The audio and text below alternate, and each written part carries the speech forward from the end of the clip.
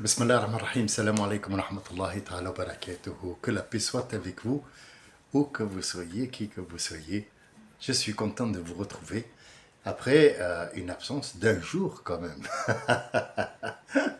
Et ouais, pour moi c'est devenu comme une habitude.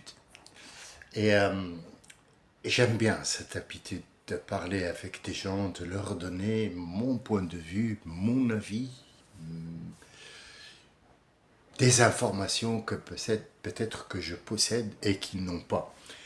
Je suis allé aujourd'hui boire un café. Jusque-là, rien de spécial, il n'y a pas de nouveauté dans le monde, je n'ai pas inventé la poudre. Mais de temps en temps, je fais ça pour une simple et unique raison, c'est faire le vide en journée comme je fais le vide le soir.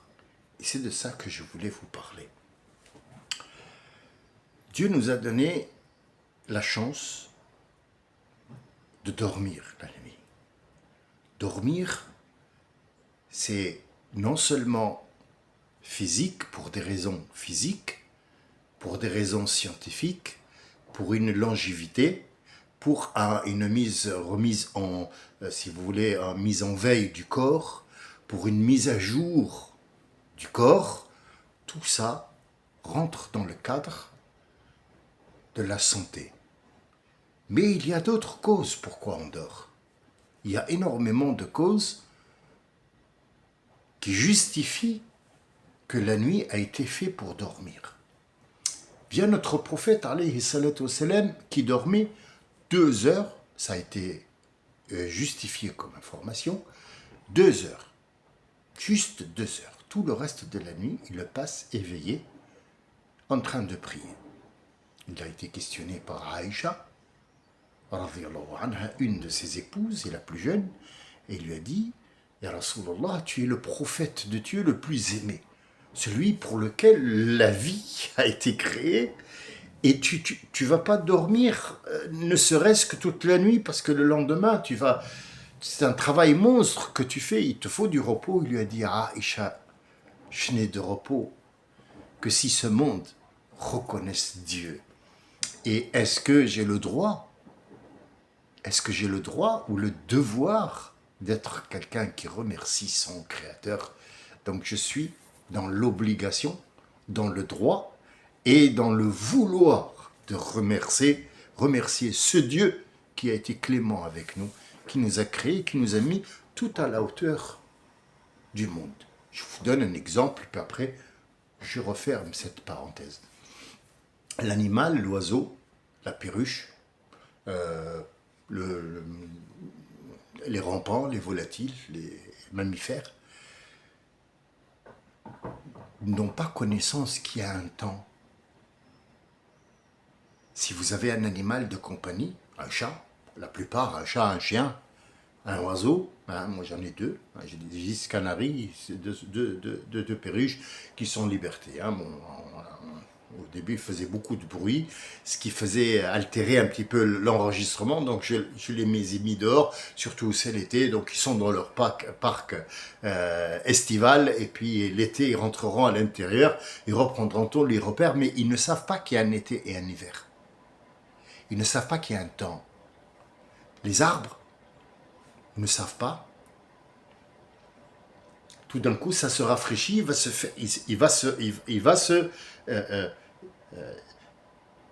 se fondre, il va faire en sorte qu'il fasse le nécessaire pour affronter ce froid ou ce chaud. Mais est-ce qu'il est conscient qu'il y a un temps? Le nuage, la pluie, le volcan, la terre, la mer, l'eau, c'est tout ce qu'il y a dans le monde, c'est tout ce qu'on connaît. Est-ce qu'ils sont conscients qu'il y a un temps qui roule? Non. Donc je regarde toujours ma perruche, en fait, je la sors. Bon, maintenant, il a une compagne, il a une compagne. Et donc, en fait, ils se font leur petite vie. Ils ne vont pas dans tout l'appartement. Ils ont un endroit bien précis où ils vont. Puis après, ils rentrent dans leur cage quand le soir rentrent. Ils le savent très bien parce qu'il y a un danger. Donc, ils vont dans leur chambre à coucher. J'appelle ça leur chambre à coucher. Ils se mettent dans un coin. Et parfois, je ferme la porte, je ne les laisse pas sortir pour les regarder. C'est le sujet d'aujourd'hui. Regardez. À quoi ils pensent? Cette perruche-là, que malheureusement ce n'est pas moi qui a fait, malheureusement je l'ai adoptée parce qu'elle était on l'a jetée, les canaris aussi, mais je n'enfermerai jamais un oiseau dans une cage, ça c'est clair, net et très précis, parce que je dois la laisser aller courir dans tous les sens parce qu'elle a été créée pour ça, mais bon, puisqu'elle est dans une cage, je me demande à quoi cette perruche pense. Elle doit vivre en groupe, pourquoi elle est toute seule? Pourquoi elle est dans une cage? Et quand elle est dans une cage, qu'est-ce qu'elle ressent? Je l'ai mis là-bas pour mon propre plaisir, d'accord? Mais tout ce temps qu'elle passe, est-ce qu'elle le voit passer? Est-ce qu'elle le voit passer? Parce qu'on lui a interdit de faire ce qu'elle a été créée pour faire. Voler en groupe, et puis mourir, et puis donner naissance, et puis un œuf, s'accoupler, on ne l'a pas laissé.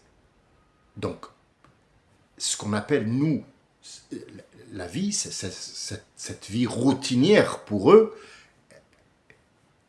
Qu'est-ce qu'elle pense? Qu'est-ce qu'elle doit faire dans la cage?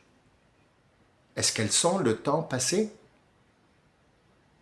Est-ce qu'un chat à la maison qui a 12 ans, qui est avec vous, il a ses manies, il a son gobelet, il a son canapé, il sait très bien quand le moment est venu pour dormir, donc il monte il commence à préparer, ou elle, ou il commence à préparer son petit truc là pour hop, et puis est-ce qu'il sait qu'il y a un temps qui passe? Que l'être humain le sait. Donc le temps, en fait, n'existe pas, ce sont des étapes que l'on vit, que nous appelons le temps parce que nous avons un cerveau, nous sommes les seuls et uniques qui ont un cerveau. Est-ce que Jnoun savent qu'il y a un temps? Non. Pour eux, le temps n'existe pas. Ils passent d'un monde à l'autre, ce qui fait qu'ils ne reconnaissent pas le temps. Un Jnoun peut vivre 1000, 2000, 3000, 4000, 6000 ans. Pour lui, il ne compte pas. On ne peut pas lui dire combien 4000 ans tu as vécu. Il ne sait pas ce que ça veut dire. Mais il sait qu'il est là et qu'il va faire ou du bien ou du mal. Alors, la nuit, notre prophète, il dit, la nuit, l'hiver, puisque l'hiver, la nuit est plus longue dans l'hiver. L'été, Rasoul sallam, il dit dormez. Pourquoi? Parce que vite fait, l'aube est là, et vite fait, on va reprendre le travail, et la journée, elle est très longue et pénible. Mais l'hiver, Rasoul, il dit, c'est le printemps du mousle. Printemps. Nous savons qu'il n'y a pas 4 saisons. Il y a 2 saisons. Il y a l'hiver et il y a l'été. On a rajouté 2 autres saisons. Pourquoi? Parce qu'on ne sait pas comment les appeler. L'intermédiaire, on ne peut pas. Donc un glaçon qui passe du frigo ou du congélateur à ton verre, et puis après, dans 10 minutes à peine, dans un gazouze, comme dirait l'autre, ou dans un verre de cognac, ou dans je sais pas quoi, ou dans une bière, ou je sais pas quoi, vite fait, il passe de l'état solide congelé à l'état liquide. Donc il n'est plus un glaçon.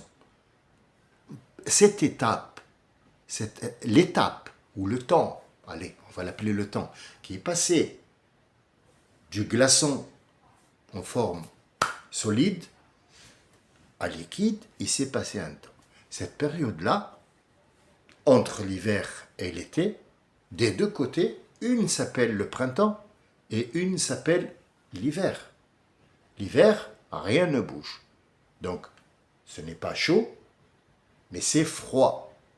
Donc, pour passer du froid au chaud et du chaud au froid, il y a un temps d'adaptation qu'on appelle le printemps ou l'automne. Mais les gens n'arrivent pas peut-être à comprendre ça, Et donc, dans la foulée, le prophète, alayhi salatu salam, il a dit, le printemps, que je reconnais comme étant une saison, parce que vous n'arrivez pas à comprendre, c'est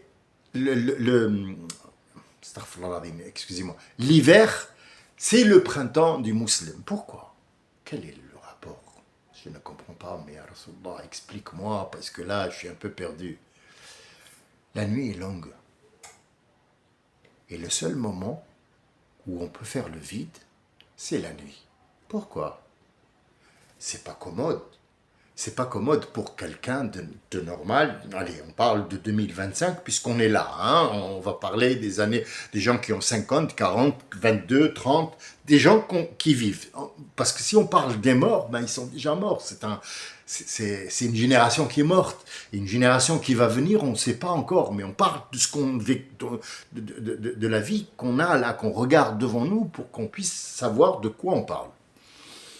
C'est pas évident de dire à quelqu'un, tu dois te lever la nuit et faire Qiyam al-Layl. Qiyam al-Layl, il est très, très, très demandé. Allah aime bien que quelqu'un se lève dans son propre sommeil, entre un sommeil et un sommeil, et qu'il aille se recueillir un petit peu avec soi-même, avec Dieu, pour qu'il ait les idées bien en face.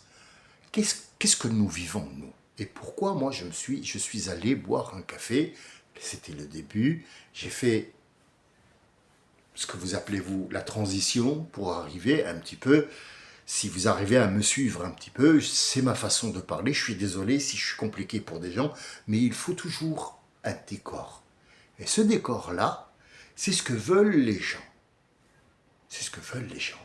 Quand vous dites à quelqu'un, sors du quotidien, et va prendre un café. Ouais, il te dit, ouais, je suis allé avec Mohamed ou Kader ou Jean-Marc, ou on est allé boire un café. Oh là, c'était bien, tranquille. Ou bien oui, j'ai pris ma femme. Ouais, on est allé sur une terrasse, on a pris du temps. Non, non, c'est pas de ça que je parle. C'est pas de amener quelqu'un. Si tu amènes quelqu'un, c'est que vous allez discuter avec quelque chose et vous allez vous mettre des directives. Or, quand on va tout seul, c'est qu'on va observer. Observez ce que le monde vous impose. De la carte visite à la télévision, au travail. On vous impose un chemin à suivre. Ce chemin peut absolument vous faire perdre votre personnalité, votre vouloir, ce que vous êtes en réalité. Il va vous perdre le sens de ce que vous voulez vivre à fond, votre passion, votre vouloir. De temps en temps, on trouve des enfants, et ça je l'ai vécu avec mes 6 enfants, il a dans la tête quelque chose, et il veut y arriver. Et moi je vais l'aider à y arriver. Mais le souci, c'est qu'il ne sait pas que son père, il a déjà calculé le petit depuis qu'il était jeune. Donc je le sais très bien que ce qu'il a, c'est juste une image qui a été projetée dans son état, dans son esprit à l'intérieur, et c'est une image qui a collé. Qui d'entre nous n'a pas une idole à qui il veut ressembler? Même si vous trouvez quelqu'un qui te dit, moi ouais, bon, moi je suis une femme, j'aime Johnny Depp, mais ça ne veut pas dire que je veux devenir ressembler à Johnny Depp. On a tous une image, même dans les livres de la Redoute à l'époque, que les jeunes ne connaissent pas, les gens de mon âge connaissent les livres de la Redoute. Hein, faut être clair avec soi-même. Quand on était jeune, on était très con. Donc pour nous, les films sexuels étaient dans les trucs de la Redoute, sous-vêtements. On était là, en extase devant les trucs. Maintenant, ça ne veut plus rien dire du tout. Femmes de sous-vêtements, ils sont tous à la plage, dans la rue, dans les cafés, ils sont tous en sous-vêtements. C'est plus la Redoute, mais c'est ce qu'on redoute. C'est ce qu'on redoute le plus, et croyez-moi, c'est redoutable. Mais quand on va s'asseoir et prendre à boire ou pas, on peut même aller s'asseoir quelque part où il y a des gens, il y a un mouvement, et faire le vide. Regardez toutes les images qui sont devant vous pour savoir ce qu'on vous colle. Quand vous êtes au travail, Si vous êtes le patron, vous allez donner des ordres et des directives parce que celui qui est au-dessus de vous, avec qui vous avez pris le marché, vous met dans un couloir où vous devez mettre vos employés dans un couloir. Mais si vous êtes employé, moi j'étais dans le bâtiment à un certain moment, j'étais pas libre de mes mouvements, on me disait allez aujourd'hui on descend tous pour frotter les murs. C'est un ordre qui te laisse, la journée elle est pourrie. En fait, les doigts ils vont pourrir parce que, ou alors avec la girafe en train de faire des efforts et on se demande est-ce qu'on est bien payé pour ça parce que le dos après il va prendre les lombaires. Comme il en est pour moi maintenant, les lombaires ils sont morts. Pourquoi? Parce que j'ai donné beaucoup pour prendre rien du tout parce que je devais être mis dans ce couloir. Mais est-ce que j'ai pris un temps à moi de me dire, tiens, maintenant, même si j'ai 50 ans, je n'ai pas 10 ans, je vais prendre un temps calme et tout au fond de moi, je veux quelque chose. C'est quoi cette chose? J'enlève les images des gens, je les observe, je les regarde, et je me dis, merde, moi je veux ressembler à ça? C'est pas possible. C'est pas possible. Donc j'enlève, je fais le vide. Et quand on enlève, on fait le vide, on se découvre. Pourquoi les gens ne font pas le vide? Parce qu'ils ont peur de découvrir ce qu'il y a à l'intérieur. Il y a des gens qui ont peur de découvrir qu'ils sont passés 60 ans dans le travail et qu'il leur encore manque 4 ans de travail où ils vont travailler comme des esclaves pendant 64 ans et il n'a rien vu venir. Il a cru qu'il était heureux parce qu'il est allé en boîte de nuit quand il était jeune. Il s'est marié 1 fois, 2 fois, 3 fois. Apparemment, il avait une vie. Mais c'est pas une vie, ça. C'est on t'a fait donner un choix qui n'était pas bon. On n'a pas vécu le moment. C'est ce que Dieu te dit. Kullu nafsin bima kasabat rahina. C'est la clé aujourd'hui de notre discussion. C'est ce petit mot que j'ai retiré d'un verset coranique que je vous donnerai, Inch'Allah, où il se trouve pour savoir, parce que ce qui est avant et ce qui est après, c'est vraiment un petit bout, mais il doit être attaché à ce qui est devant, à ce qui est derrière et aux ayats, aux versets qui sont à côté, parce qu'il a il nous aide à vivre. Il te dit kullu nafsin bima kasabat. Le choix que tu as fait dans ta vie, tu es le seul responsable. On t'a forcé à faire, mais tu n'as pas trouvé quelqu'un qui te dit non. Réfléchis bien. Peut-être que tu as fait ce choix-là parce que tu as été, je dis bien, tu as été formaté. Ou alors, tu as été ébloui par quelque chose. On est tous allés à l'école, on est tous allés primaire, secondaire, lycée, collège, puis après peut-être université pour quelques-uns, école des beaux-arts comme moi. Et chaque année, je me dis, merde, il y a eu des moments où j'ai aimé une femme pendant 1 seconde dans le bus. Il y a des moments où j'ai aimé une collègue ou une étudiante, une collègue à l'école ou au lycée ou truc, je l'ai aimée pendant 1 an parce qu'elle faisait des gestes qui me plaisaient ou un truc comme ça ou un truc comme ça. Et en fait, je l'ai aimée juste pour ça. Et là est le piège. Le piège, il est là. C'est parce que j'ai été influencé.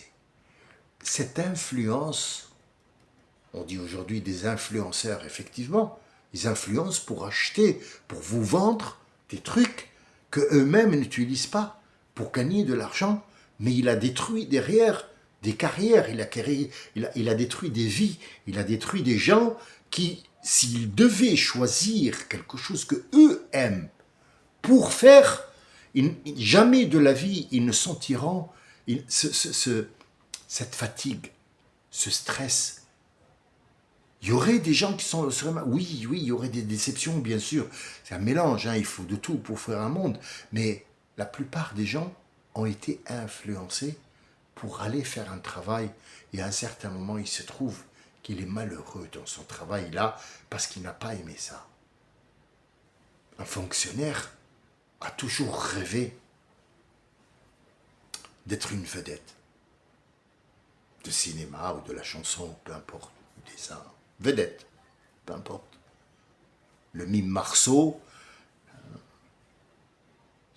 depuis qu'il est jeune, il a vu ça, il ne faisait que ça, et on se moquait de lui parce qu'il se mettait du blanc sur le visage et il faisait des gestes.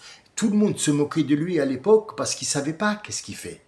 Mais lui, c'était ça qu'il adorait jusqu'à sa mort.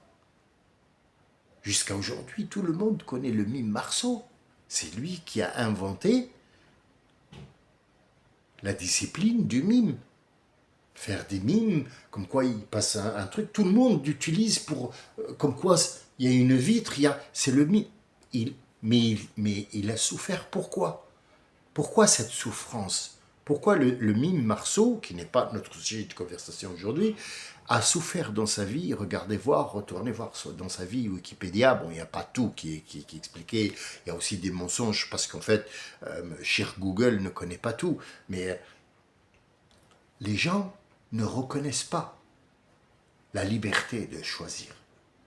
Les jeunes n'ont aucune surveillance. On leur met des portiques parce qu'ils portent un couteau. Mais on ne lui a pas mis un portique pour lui dire attention, ici tu vas parce que tu es fan de Luan ou tu es fan de je sais pas qui, Chick Norris ou tu es fan de Bruce Lee, donc tu es dans une perdition, mais tu vas te réveiller et c'est pas ça que tu devais faire. Tu as perdu 50 ans ou 20 ans ou 30 ans ou 3 ans à faire quelque chose qui n'est pas. Donc moi je vous invite très simplement et tout bêtement, et je sais que c'est difficile et inacceptable par beaucoup de gens de se réveiller en pleine nuit pour faire une méditation sur soi-même, mais on peut la faire en journée. On peut prendre 5 minutes, 10 minutes, et aller sans avoir une raison. Allez, tiens, c'est midi, je vais prendre mon petit goûter et je vais pas rester avec les autres, je vais manger là-bas. Ben non, tu vas te concentrer sur ce que tu vas manger et c'est l'heure d'y aller. Mais il y a des moments où on rentre du boulot, quand on va à la maison, on ne dit pas, tiens, je vais me mettre à la maison, tranquille. Non, non, il y a toujours des problèmes à la maison. Mais des problèmes, je vous rassure, qui ne sont pas énormes, ce pas des problèmes...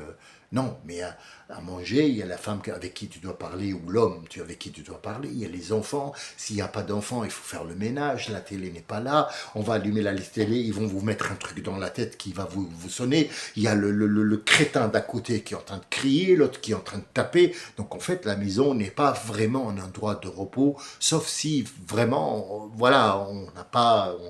on va aller en maison. Il y a des gens qui vont aller en vacances maintenant, soi-disant, pour faire le vide. Mais c'est pas du vide. C'est cette énergie-là qui a été compressée et il va se décompresser seulement. Mais il n'a pas fait le vide avec lui-même. Le vide, on peut le faire sur une plage la nuit, par exemple. C'est pas un film que je vous dis. J'ai vécu ça, je l'ai fait. Je l'ai fait sur l'île de la Réunion. Je me suis juste laissé emporter par cette vague. Je regardais cette vague et je me disais, comment cette vague arrive? Comment une vague se forme? Comment elle vient s'échouer et elle retourne? Mais il y a sûrement un endroit où vient cette vague. Il y a quelque chose qui fait que l'eau qui est là décide de s'élever et d'aller sur le rivage se jeter. C'est ce vide-là qui m'a fait comprendre beaucoup de choses. Entre autres, cette façon de méditer. Il n'est pas forcément ici question de mettre une bougie, de je ne sais pas quoi, faire du yoga. Non, non. C'est prendre une seconde. J'appelle ça une seconde parce qu'au début, on est très bien clair qu'il n'y a pas le temps. Le temps n'existe pas. Mais prendre une étape où se déconnecter de tout. Tout. Tirer tous les fils. Tac, tac, tac, tac, tac. Déconnexion. Reste juste de l'énergie pour savoir, est-ce que moi, j'ai raté quelque chose dans ma vie? J'ai travaillé, j'ai fait des enfants. Est-ce que j'ai raté? Pour moi, personnellement, je vais vous parler honnêtement, si c'était à refaire ma vie, je la referais comme elle est, sans manquer rien du tout. J'ai été d'un bonheur, vous n'avez même pas été. Dans mes propres malheurs, il y avait toujours un malheur. Parce qu'il y avait quelque chose derrière, une recherche. On m'a dit que quand j'étais jeune, c'est des choses que je ne me rappelle pas, il y a des flashs seulement dans l'année. On se rappelle des flashs, on nous dit « Ah, t'as 2 ans, comment tu peux avoir des flashs ?» Oui, j'ai un souvenir à 2 ans, j'ai un souvenir de 3 ans, j'ai un souvenir, mais qui est un flash, qui n'est pas complet. Ce souvenir a été marqué, tous, sauf ceux qui ne peuvent pas s'en se rappeler, parce que peut-être que l'ambiance où il était n'a pas eu, il n'a pas eu le temps d'enregistrer ça, mais elle se trouve dans sa mémoire. Donc cette petite seconde qu'on va prendre, qu'on va se mettre dans quelque part où on ne connaît personne, personne ne viendra vous interrompre cette conversation que vous allez avoir avec vous-même. Est-ce que il y a un moment dans ma vie où j'ai fait un mauvais choix? Est-ce que il y a une étape où je peux refaire ce choix? Oui. Est-ce que l'âge compte? Non, le temps n'existe pas. Oui, mais le corps, il se fait vieux. Quel est le rapport? On ne t'a pas demandé de devenir ceux qui portent de la ferraille. C'est pas un rêve, ça. C'est un sport. Et encore, il y a des vieux qui, petit à petit, tous les jours, ils prennent 500 grammes, et après 1 kilo, il est vieux, il a 80. Et encore, après, bon, il y a des limites, il ne va pas dépasser les 2 kilos, mais au moins, il fait de l'haltérophilie, ou machin truc, là, qui soulève du poids, ou alors il fait du sport, ou de la gymnastique, ou peu importe. Il y a des vieux, je vois des vieux à 80 qui disent, putain, toute ma vie j'ai rêvé de faire du karaté. Maintenant que je vais faire du karaté avec des petits-enfants. Mais il vit ce qu'il a raté. Pourquoi? Parce qu'il s'est rendu compte, dans sa maison de retraite, quand il était seul, il a pris 5 secondes et il entendait le tic-tac, tic-tac, tic-tac. Qu'est-ce que j'attends? J'attends quoi? J'attends la mort? Alors pourquoi vivre si j'attends la mort? Autant mourir tout de suite. Pourquoi j'attends la mort? Pourquoi j'attends la plupart du temps, les gens attendent la retraite. Pourquoi? J'attends la retraite parce qu'on m'oblige. Regardez le mot, on m'oblige. Deuxièmement, pour après aller m'amuser. Mais chérie, tu t'amuses quand tu as 20 ans, tu t'amuses pas quand tu as 80. C'est pas ça le but. C'est qu'est-ce que tu as manqué. Il y a des chirurgiens qui rentrent à la maison, il est chirurgien. Et il rentre, il va s'occuper de son jardin. Et oui, pourquoi? Parce que peut-être que quand il était jeune, à l'intérieur de lui, il voulait vraiment faire paysagiste. Mais on l'a poussé à faire chirurgie, il se trouvait, il a cru qu'il aimait ça. À un certain moment, quand il pratique, c'est nouveau, machin, il y a de l'argent, tout ça, il se retrouve emprisonné au bloc. Et oui, le gardien de prison, comment on l'appelle? C'est un prisonnier en liberté, où il a passé les 60 ans. Il a été 60 ans en prison libre. Il se lève à 8 heures du matin, il rentre à 6 heures du soir et parfois il fait des comment on appelle ça, des services de nuit. Donc en fait, il est en prison pendant 60 ans. Mais est-ce que il a voulu être dans cette position? Gardien de prison, avec les détenus, mais en liberté. C'est comme si tu étais en prison, sauf que il y a une petite liberté. Le prisonnier, il rentre dans sa cellule, il dort avec son copain. Toi, tu rentres à ta maison avec tes enfants et tu as peut-être un week-end sur 2 où tu es à la maison, mais le lundi, il faudra que tu retournes pour voir les prisonniers. Ta place, elle est là-bas, tu vis en prison. Tout ça, il faut le revoir. Vous n'avez pas besoin de psychiatre.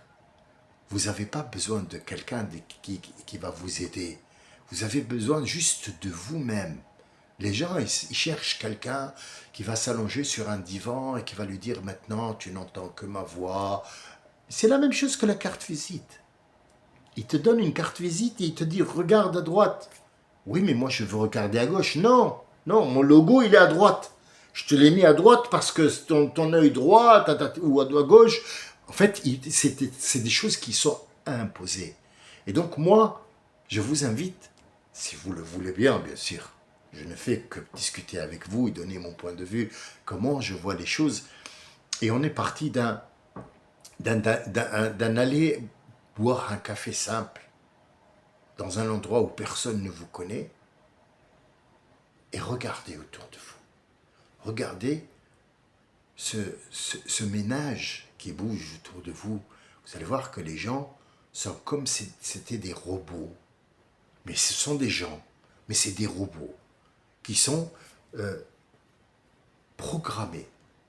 Programmés dans leur café, programmés dans leur rire, programmés dans leur sac, dans leurs habits, programmés dans ce qu'ils doivent manger, programmés quand est-ce qu'ils rentrent, quand est-ce qu'ils se lèvent, quand est-ce qu'ils prennent le météo, programmés par l'heure de l'avion, il est pressé, il doit vite parce que le bus, parce que l'argent, parce que je sais pas quoi, parce qu'il faut mettre de l'essence, parce qu'il n'a pas d'argent, parce qu'il faut mettre le chèque, parce que sa femme l'attend, parce que ses enfants, parce que sa mère, parce que son père. Stop!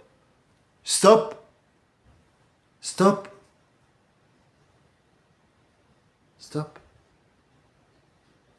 On lâche tout. Kullu nafsin bima kasabat rahina. Bi kullu nafsin bima kasabat rahina. Chaque esprit est emprisonné ou il est emprisonné par son propre choix. Son propre choix, il a été dicté par d'autres. Il a été dicté par l'autre. Tous, on a quelque chose à quoi on veut ressembler ou quelqu'un qui a été mémorisé dans la tête. Il y a des femmes qui veulent absolument ressembler à Marilyn Monroe et il y a des gens qui veulent absolument ressembler à Kim Kardashian, mais il y a des gens qui sont hypnotisés par le con Trump. Le con, pas le con à un non, le con, il est con. C'est un con, c'est un abruti de première classe, c'est quelqu'un qui est illettré et inculte. Oui, les chefs de monde, c'est pour ça qu'il est inculte, parce qu'il est le chef de monde. Parce que le monde est inculte, parce que le monde l'a mis en place, parce que le monde ne sait pas quoi faire. Il a mis un inculte parce qu'il est programmé. Programmé. Déprogrammez-vous, sortez de tout ça et faites 5 secondes dans le vide. Même si en commençant par la maison et que vous savez qu'il y a un endroit chez vous où vous n'avez pas une habitude ou une routine quelconque, vous n'avez pas une obligation de répondre à un téléphone ou quoi que ce soit, déconnectez-vous. Déconnectez-vous. Et parlez avec vous. Parlez avec vous.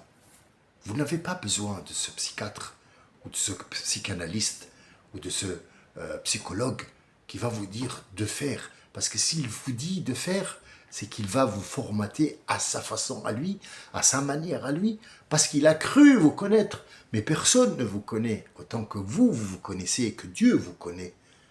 Il a dit, Rabbi subhanahu wa ta'ala, je termine avec ça, un verset coranique, Ya ayyuhalladhina amanu qulu qawlan sadida. Pour ceux qui ont cru, je parle à ceux qui ont une croyance.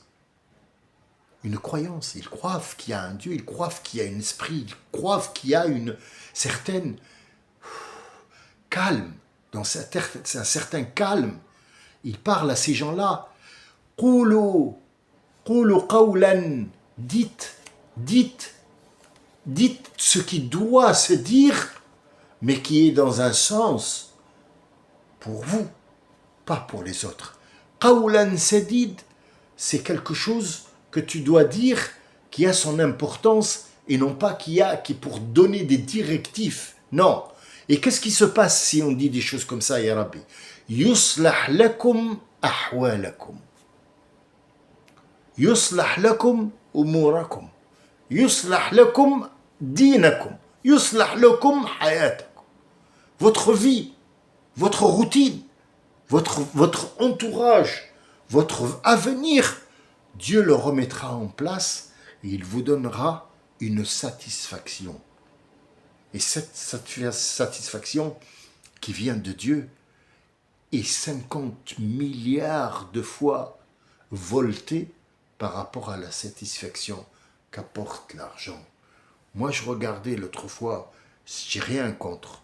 Moi, c'est quelqu'un que j'entendais quand j'étais jeune, Booba, et je l'ai connu, enfin pas personnellement, mais j'ai connu l'artiste qui montait à l'époque et qui se faisait une place, et maintenant je le vois, il a changé avec des épaules et des machins, et des trucs, il est arrogant, et il donne son avis sur X et machin, et il fait la pluie et le beau temps.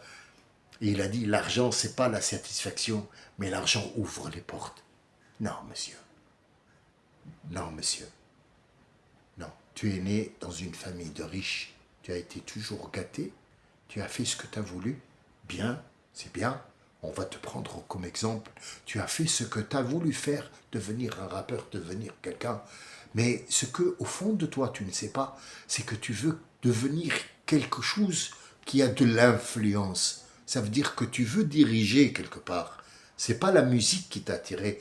C'est pas... Non, mais c'est la notoriété. Et tu veux la notoriété et non pas le rap.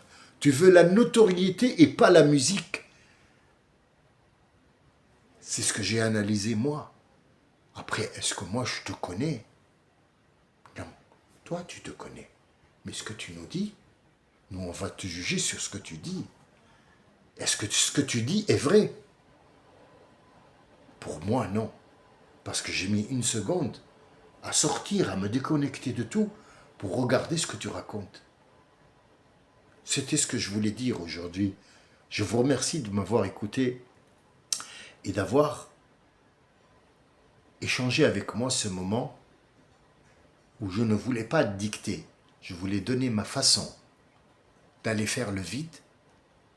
Et Inch'Allah, si vous êtes et vous voulez encore vivre quelque chose d'intense, faites le vide. Faites le vide et lâchez prise. Sachez qu'il y a un Dieu avec qui vous pouvez parler et qui vous mettra en contact avec vous-même. C'est le seul et unique qui pourra vous mettre en contact avec vous-même. Les autres gens, vous pouvez...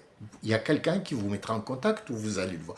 Mais la seule personne que vous ne pouvez pas être en contact avec elle, c'est vous-même. Vous-même, vous ne pouvez pas prendre un rendez-vous avec vous-même. Alors, prenez rendez-vous avec vous-même. Salam alaikum wa rahmatullahi ta'ala wa barakatuh. Excusez-moi, j'ai été long, mais ça fait longtemps que je ne vous ai pas vu une journée quand même. Je fais la compensation. Allez, au revoir et salam alaikum wa rahmatullah. Méditez sur ce que je vous ai dit.